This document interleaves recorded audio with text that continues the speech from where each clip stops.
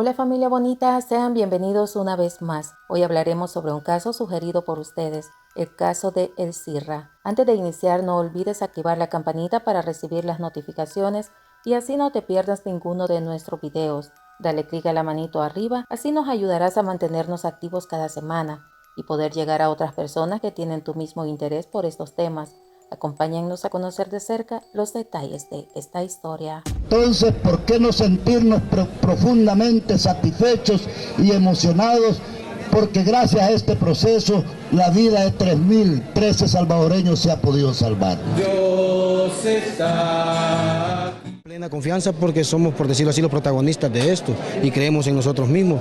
Así que nosotros estamos resueltos y decididos a que esto va a seguir adelante. No vamos a desmayar y sí tenemos confianza a que vamos a llegar a felices términos con este proceso. Dionisio Aristides Humansor Osorio, también conocido como El Sirra. Antes de que yo crecí humildemente en Santa Tecla, La Libertad, papá, mamá y 5 hermanos. Crecimos humildemente, nunca ellos me inculcaron nada negativo a mí. Ahorita tengo varios fallecidos, uno en época que terminó la guerra lo perdí, otro lo perdí hace poco desaparecido por las mismas cosas que han estado sucediendo en el país. Integrada al 100%, mi papá trabajador, mi mamá también.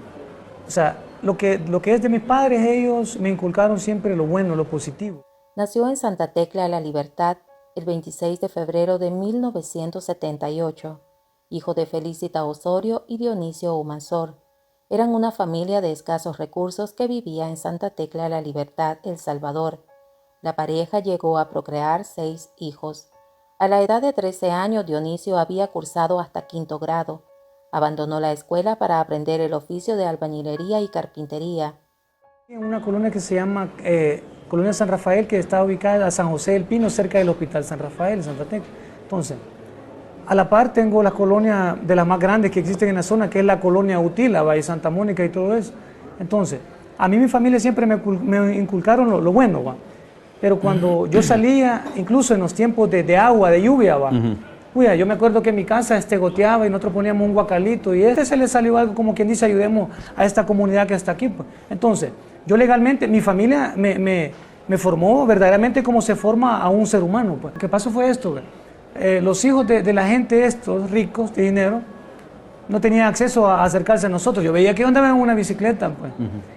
Y yo nada, pero vine a aprender a andar bicicleta después, más grande, no a la edad de ellos. Entonces, solo veía las patinetas, los buenos balones y todo. Yo nunca tuve acceso ni a tocarlos, solo de lejos. ¿Por qué? Porque les decían que no se acercaran con nosotros los pobres. Entonces, varias veces yo vi que uno de los hijos de esa gente de dinero se acercaron a nosotros por ser de la misma edad y estábamos jugando e incluso llegaron hasta regañarlos, pues. A regañarlos que porque con nosotros ahí reunidos y metiéndolos a la casa. Entonces, eso me fue metiendo a mí una mente negativa. Sus ingresos mensuales para esa época eran de 500 colones quincenales. Dionisio no tenía mayores gastos, era un hombre soltero y solo ayudaba económicamente a sus padres. A sus 13 años comenzó a ver la desigualdad que existía en la sociedad entre ricos y pobres. Se unió a un grupo de 5 jóvenes. Después de la guerra, algunos que huyeron regresaron y se incorporaron con ellos al grupo. Según Aristides, el rechazo de la sociedad lo llevó a delinquir en las calles de su colonia, y así comenzó su historia en las pandillas. Aristides fue bautizado por el grupo con el alias El Sirra, porque era rápido para correr. Fue uno de los fundadores de la MS-13, lo que lo llevó a ser uno de los principales cabecillas de la pandilla de San José del Pino en Santa Tecla. Se le vinculó con una serie de crímenes y hechos macabros cometidos en el mismo departamento. Uno de los casos en el que al Sirra se le vio involucrado fue el secuestro de un estudiante de ingeniería industrial, hijo de reconocidos doctores de San Salvador. El Sirra pertenecía a la organización El Cartelito de Merliot, dirigido por Miguel Ángel Hurtado Orellana, quien tenía estrechas relaciones con Freddy Roberto Cruz Hernández, un agente de la Policía Nacional Civil destacado en la División Antinarcóticos. Este ofreció a Hurtado su colaboración a cambio de dinero. Para el día de la aprehensión de la víctima, el agente Cruz solicitó licencia para no asistir a desempeñar sus labores ordinarias. Él se encargaría de alejar de dicho lugar a cualquier agente de seguridad que pudiera encontrarse en ese sector para que no impidiera la ejecución del secuestro. El 25 de mayo del año 2000, Hurtado, el Cruel, el Sirra, el Flaco y el Peluca se prepararon para ejecutar el plan del que habían prometido no podían fallar. A las 12:30, Ernesto hacía sus ejercicios aeróbicos sobre la avenida El Espino, que está ubicada atrás de la Embajada Americana, y se dirigía de norte a sur por la colonia Santa Elena de Antiguo Cuscatlán. Un vehículo color celeste se acercó a él. Rápidamente 3 sujetos descendieron del automotor. El Flaco, el Peluca y el Cirra lo privaron de su libertad y lo obligaron a subir al auto propiedad de Hurtado. Luego lo llevaron a una bodega ubicada en el casco de la finca El Carmen de la misma jurisdicción. Ese día los sujetos le pidieron a la víctima que hablara con su padre para informarle que estaba secuestrado y que todo iba a salir bien, que siguiera las indicaciones que le iban a dar. El secuestrador en ese momento le quitó el teléfono y le dijo que no diera aviso a la policía, porque él era sargento de la policía y tenía 27 horas para recoger 1.000.000 de colones, o de lo contrario no volvería a ver a su hijo. Los sujetos dejaron a Ernesto bajo el cuidado de Daisy de Los Ángeles Ruiz Rivas, alias Lonnie o Lonely, quien le daba de comer porque la víctima estaba amarrada a una silla. Horas más tarde todos se reunieron en el comedor Almita. En ese lugar vivía Hurtado el cabecilla. Testigos escucharon cuando platicaban dentro del comedor que habían hecho un tiro donde iba a haber suficiente dinero para todos, refiriéndose al pago del rescate.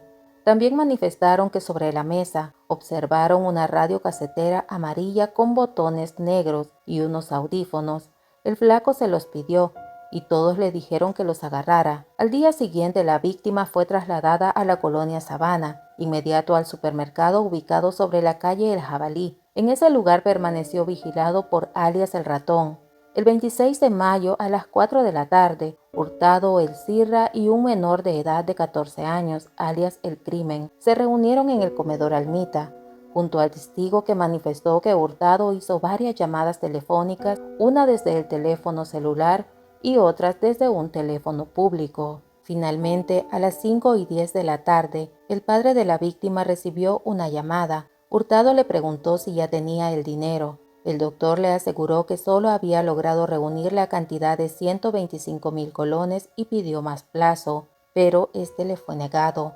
Al día siguiente le llamaron nuevamente para confirmar si ya lo había reunido. El doctor les aseguró que ya tenía 170.000 colones, pero el secuestrador le dijo que era muy poco y que no le daría más plazo. Pero antes de caer la noche, le llamaron nuevamente, preguntándole cuánto más habían reunido. El doctor dijo que tenía 100.000 más y propuso agregar al pago joyas, las cuales estimaron valoradas en 100.000 colones. Con eso la suma llegó a 370.000, los cuales debían ser entregados al crimen en el parqueo del restaurante Don Pedro de Ciudad Merliot.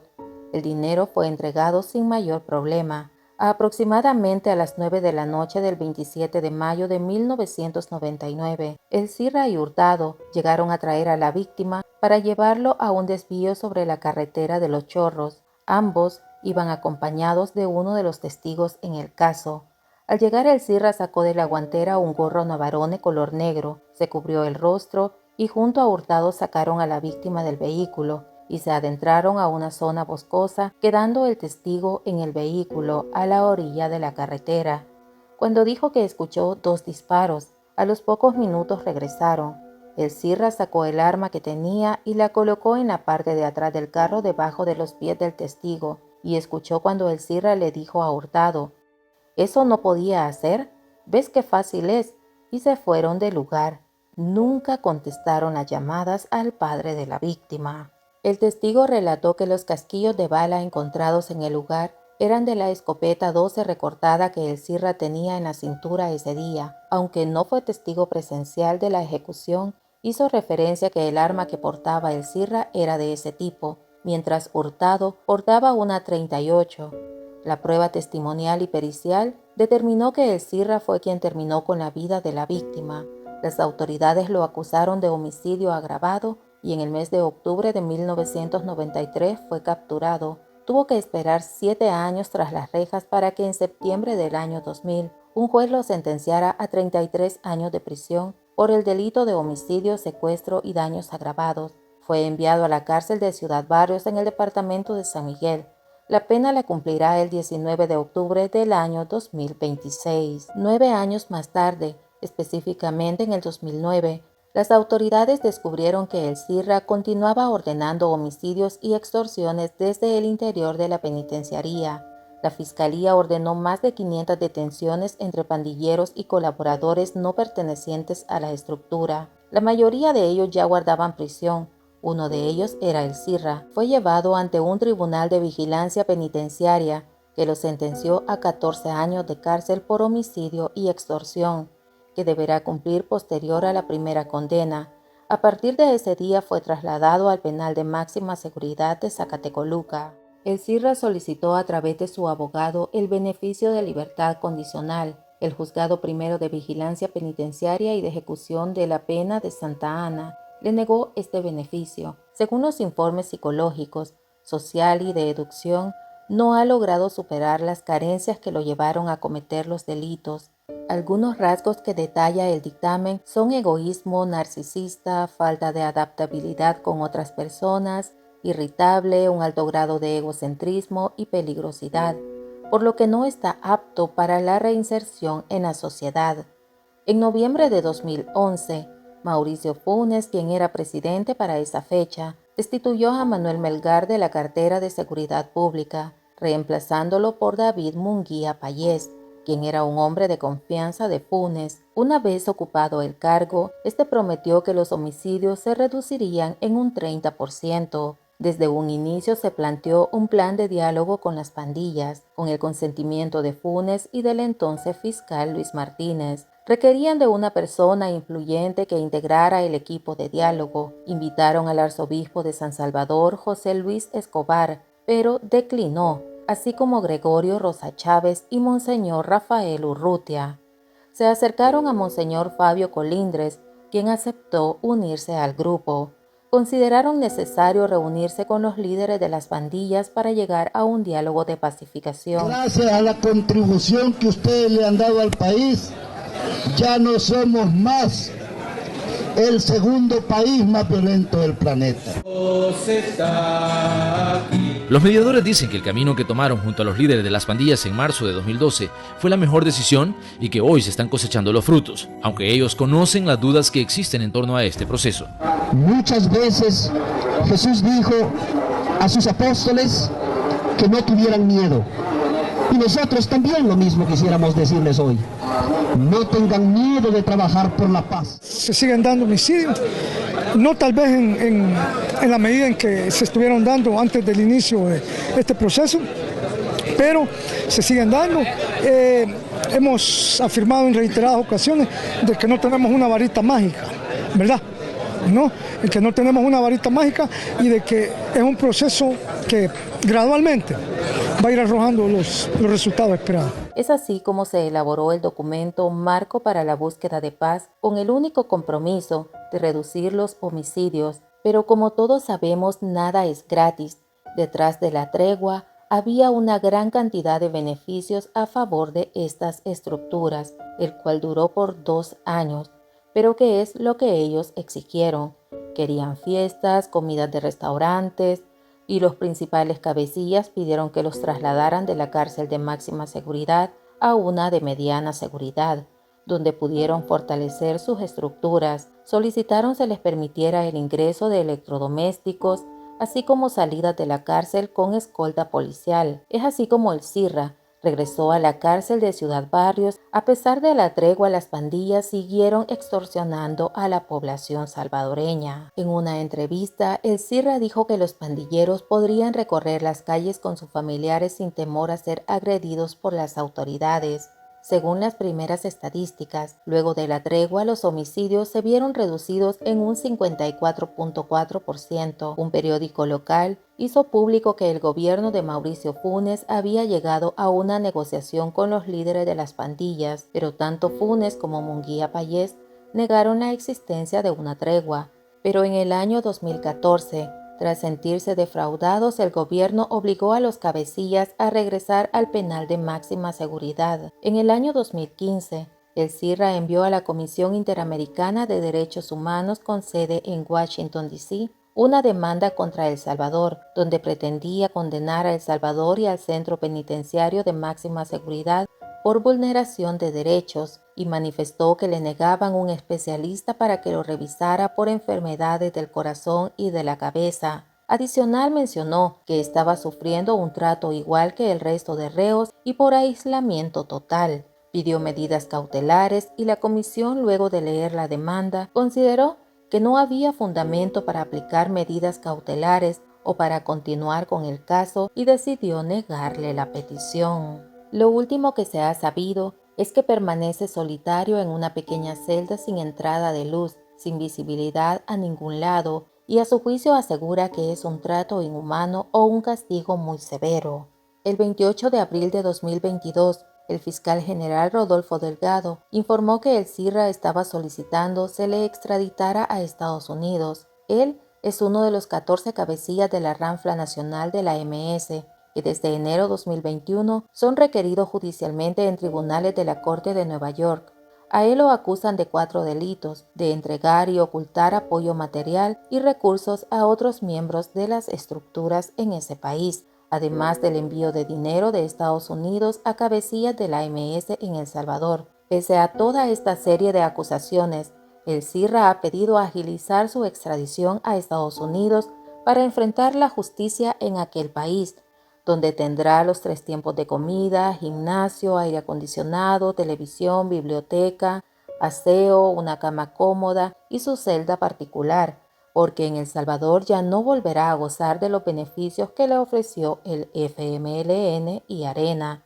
Para el CIRRA, su estadía en la cárcel de Zacatecoluca se ha vuelto un verdadero castigo y pesadilla. No sabemos si él ahora está recluido en la megacárcel de El Salvador conocida como Secot, donde está el resto de sus compañeros pagando largas y duras condenas. En el año 2022, las pandillas buscaban una negociación con el gobierno, pero al no contar con el apoyo, prometieron desafiar al presidente Nayib Bukele. El día sábado 25 de marzo de ese año, se cobró la vida de 62 ciudadanos salvadoreños. Ese día fue el más sangriento de la historia reciente salvadoreña. Desde el final de la guerra civil, el ataque se dio por 3 días. En total fueron 88 las víctimas. Las noticias reportaban que miembros de pandillas disparaban al azar a vendedores de las calles, pasajeros del transporte público, clientes de los mercados, y esto ocurrió en diferentes puntos del país.